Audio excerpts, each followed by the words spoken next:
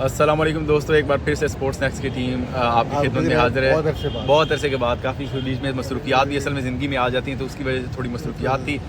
मैं हूं चिराग बलोच और मेरे साथ निशान भी मौजूद हैं। आज जो है मेन हमारा टॉपिक डिस्कशन का होगा, उसके अंदर हम ऑस्ट्रेलियन सीरीज़ जो कि आ चुकी है, जो कि पीछे गुजर चुका है, थोड़ा बहुत उसको भी डिस्कस करने की कोशिश करेंगे। लेकिन जो अभी मेन ऑस्ट्रेलियन सीरीज़ आ रही है उसके अंदर क्या एक टीम हो सकती है, जो प्लेयर्स मिस आउट हैं इस सीरीज़ के अंदर, उसके बारे में थोड़ी डिस्कशन कर लेंगे। सेंट्रल कॉन्ट्रैक्ट का इशू था, फ़खर का खासकर बहुत ज़्यादा इशू था, फ़खर जमान का रहा, उसके ऊपर करेंगे। तो इन चीज़ों के ऊपर डिस्कशन करते हैं। अभी सबसे पहले शुरू कर लेते हैं पाकिस्तान टीम। जो दोनों दस्ते जो पाकिस्तान के थे वो ऑस्ट्रेलिया पहुंच चुके हैं और उन्होंने जो है प्रैक्टिस शुरू कर दी है। ख़ास करके इसके अंदर एक और बड़ा इशू था जो कि हमारे कोच गैरी क्रिस्टन का था, जिन्होंने टीम को ज्वाइन करना था, बिल्कुल आखिरी वक्त में उन्होंने रिज़ाइन किया है। तो ये तमाम तर मामलात है पाकिस्तान क्रिकेट। हम पहले भी इस तरह जिक्र करते हैं कि पाकिस्तान क्रिकेट है, इधर एक दिन कुछ और होता है, अगले दिन कुछ और होता है। आज यकीन करें 25 तारीख से शुरू हुआ है। 25 यानी कि जो हमारा मैच था 24 तारीख को जो लास्ट टेस्ट में शुरू हुआ था, 26 को रिजल्ट आ गया, हमने खुशी मनाई।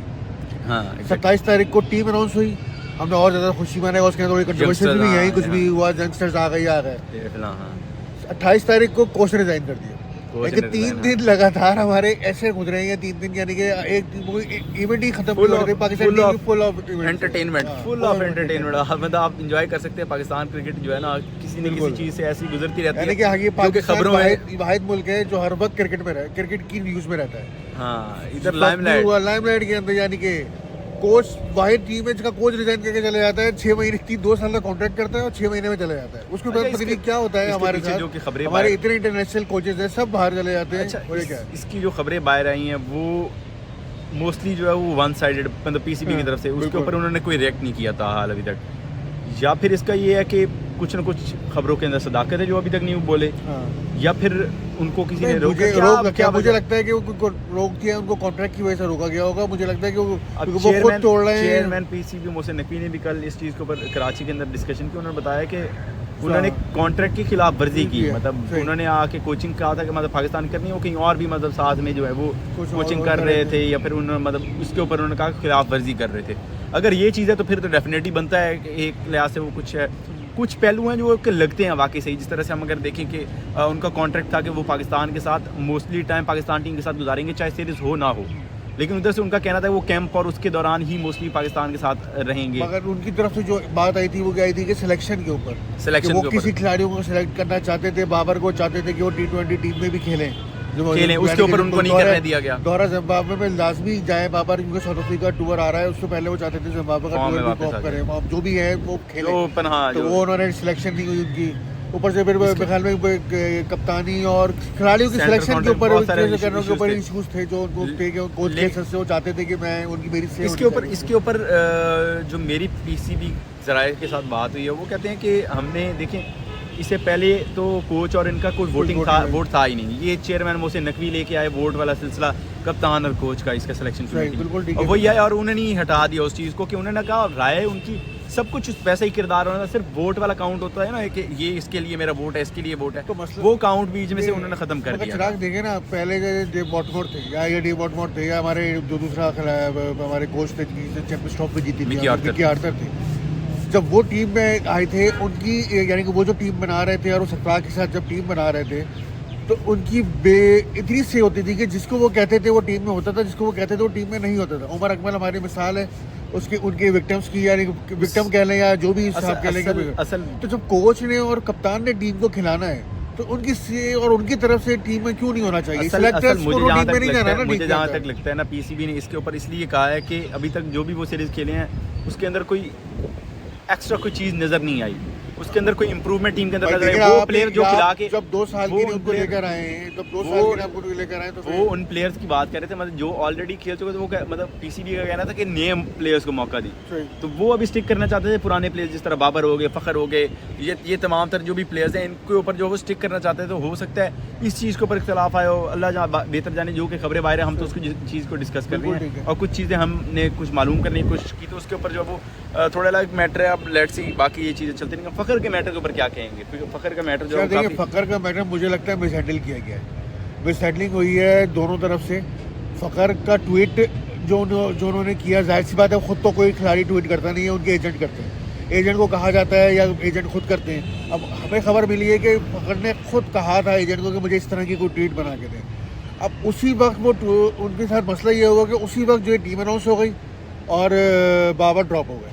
उनकी जो ट्वीट थी, मुझे लगता है कि उस ट्वीट में कहीं भी नहीं लिखा हुआ था कि बाबर को आप ड्रॉप क्यों कर रहे हैं। उन्होंने लिखा था बाबर को ड्रॉप करने के आइडिया ही पे बात हुई थी कि उस ड्रॉप करने का जो आइडिया चल रहा है उसमें उसमें अच्छा नहीं, उस पर उन्होंने पूरी बात की थी कि इस वक्त नहीं। अब वो ड्रॉप हो ही गए और वो ट्वीट आ गई, तो ये ज़रा डबल वो उनके साथ हो। मुझे लगता है एजेंट का कसूर है, एजेंट को उस वक्त उनको ट्वीट नहीं देनी चाहिए। ये इश्यूज चलते रहते हैं, लेकिन देखें अगर हारिस रऊफ वाला इशू आपको याद हो तो उसके ऊपर पीसीबी ने कुछ दिन के बाद जो उसको दोबारा कर लिया था कि कोई नहीं इतना चीज।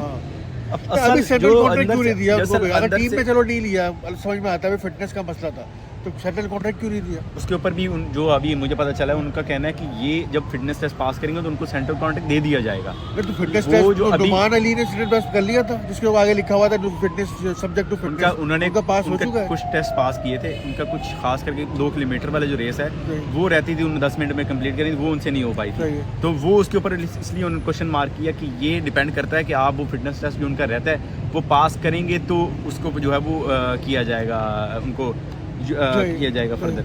तो एक लिहाज से एक चीज़ अच्छी भी है कि वो सबके लिए वो चीज़ मैटर करती है। इमाम है जैसे उनको भी फिटनेस टेस्ट पास करना है, मुझे लगा पता 3-4 खिलाड़ियों के नाम आए थे इनको फिटनेस टेस्ट, ये सब वो प्लेयर्स हैं इनको दोबारा फिटनेस टेस्ट इस तरह लिए जा रहे हैं, इनको बार बार मौके भी दिए जा रहे हैं कि आप फिटनेस टेस्ट पास करें। 160 रन उसने बनाया मुल्तान की तरफ से खेलते हुए कायम ट्रॉफी के अंदर। जब 160 रन बना रहा है वो 180-190 बॉलों के ऊपर, मैंने उसकी इनिंग देखी है, हाईलाइट्स देखी है कायम ट्रॉफी के ऊपर, अभी कल की बात है। तो जब वो इतनी 180 बॉलें वो ग्राउंड में खेल रहा है, यानी कि ग्राउंड के अंदर मौजूद है ना, उसके 160 रन भी बनाए उसने, वो तो फिटनेस, तो मतलब फिटनेस ही साबित कर रहा है ना अपनी। वो क्या साबित कर रहा है मुझे पता नहीं, शायद कौन सी फिटनेस है खेल के सामने नहीं आती। क्राइटेरिया जो है मेरे ख्याल से इस तरह का रखा हुआ है। 4 रोजा मैच खेल रहे हैं, उसके अंदर क्रिकेट खेल रहे हैं, उसमें भाग रहे हैं, दौड़ रहे हैं, 160 रन की इनिंग खेली है आपने, तो आपकी फिटनेस है तो आप इतनी देर तक ग्राउंड के अंदर मौजूद है ना। ये तो नुमान अली है, 32 ओवर कराए यार उन्होंने पूरे मैच के अंदर, कोई कम होते हैं कि इनिंग के अंदर 32 ओवर कराना। फिटनेस क्राइटेरिया के ऊपर है ना, क्या फिटनेस क्राइटेरिया जो इन्होंने रखा है उसके ऊपर वो जो पास नहीं कर पा। जैसे अब आप ये कह रहे हैं, जो हमारे साबिक क्रिकेटर्स कह रहे थे कि आपने 7 बेग को ड्रॉप कर दिया क्योंकि उन्होंने वो बॉडी बिल्डिंग नहीं कर सकते। तो भाई वो उन्होंने आपने क्रिकेट खिलानी है या बॉडी बिल्डिंग करानी है या WWE करवानी है उनसे, आपने कि उनसे वजन उठवाने हो या करवाने। क्रिकेटर्स हैं, क्रिकेटर्स की क्रिकेट ट्रेनिंग आप फिटनेस चेक करेंगे ना कि भाई भाग सकता है, दौड़ सकता है और कितना स्टेमिना मौजूद है, बता रहा था। ये वेट लिफ्टिंग और वे थोड़ी करा सकते हैं आप बैठकर। ये तो फिर चीज़ें डिपेंड करती है ना, बाकी वो क्या उन्होंने क्राइटेरिया सेट किया, ये फिर पीसीबी इसको सामने ले गया है, भाई हमने ये क्राइटेरिया रखा। मगर ये कि मुझे इमाम अभी फिटनेस टेस्ट देंगे, और इमाम ने अभी 160 रन की इनिंग खेली है काज़िम ट्रॉफी के पहले मैच में उसके मुल्तान की तरफ से। तो और मुझे नहीं पता है फिटनेस और क्या होती है। एक बंदा डबल सेंचुरी करीब पहुंचा हुआ है और उसको और क्या फिटनेस साबित करनी है अपनी, भी मुझे समझ में नहीं आ रहा। अच्छा चलें, ये तो तमाम तर मामला चलते रहेंगे। तो इसके ऊपर साथ में ये बताएं कि जो अभी पाकिस्तान टीम गई है ऑस्ट्रेलिया, उसके अंदर साइम को ड्रॉप कर दिया गया T20 से। इस तरह से बाबर जो है वो सिर्फ ऑस्ट्रेलियन सीरीज़ खेलेंगे। क्या लगता है कैसी सीरीज़ जाएगी पाकिस्तान की इसे? खास करके ये बताएं कि ओपन कौन। पहले साइम पे बात करते हैं। साइम जो है निकला किधर से, ये प्रोडक्ट कहाँ से आया है? PSL से। और PSL क्या है? T20 T20 है ना। तो T20 का एक प्रोडक्ट है, उसको आप T20 में ही नहीं खिला रहे। T20 से वो निकल के टेस्ट में आया है। मेन चीज़ तो उसकी मेन उसका जो वो था क्या कहें इवेंट, जो एक मेन उसकी जो वो स्पेशलिटी थी वो T20 थी ना। आप T20 से उसको कुछ खिला नहीं रहे, वनडे की टीम में रखा हुआ। मुझे बिल्कुल सही भी नहीं आया इसको। उस्मान खान चले आप सीखे, उसको आपने T20 से लिया था क्योंकि वो भी PSL से आए थे, उनको आप T20 खिला रहे हैं, चलो ठीक है।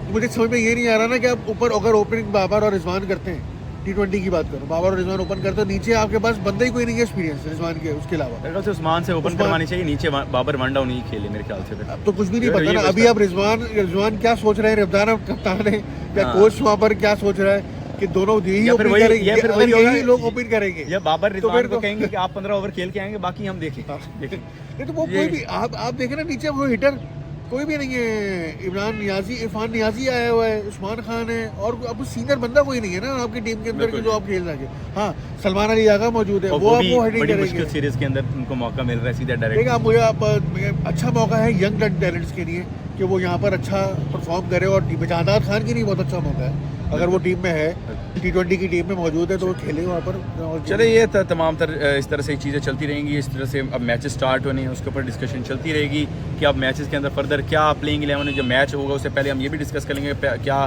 फर्दर प्लेइंग 11 जो है वो फाइनल होगी, इसके ऊपर डिस्कशन करेंगे। ये तमाम तर मामला जो है वो सीरीज़ की, चाहे पाकिस्तान से या ऑस्ट्रेलिया की सीरीज़ होगी या फिर आगे जो पाकिस्तान की सीरीज़ आनी है उसके ऊपर भी डिस्कशन करेंगे। डिटेल डिस्कशन इंशाल्लाह होगी। अपनी राय देना मत भूलिएगा, क्या पाकिस्तान की प्लेइंग 11 में क्या क्या फ़ैसले जो लिए गए हैं क्या वो सही थे नहीं थे, इन तमाम तर चीज़ों के ऊपर जो है वो आप लोगों ने अपनी राय देनी है। और साथ में चैनल को सब्सक्राइब और लाइक इस वीडियो करना मत भूलिएगा। तब तक के लिए इजाज़त दीजिए।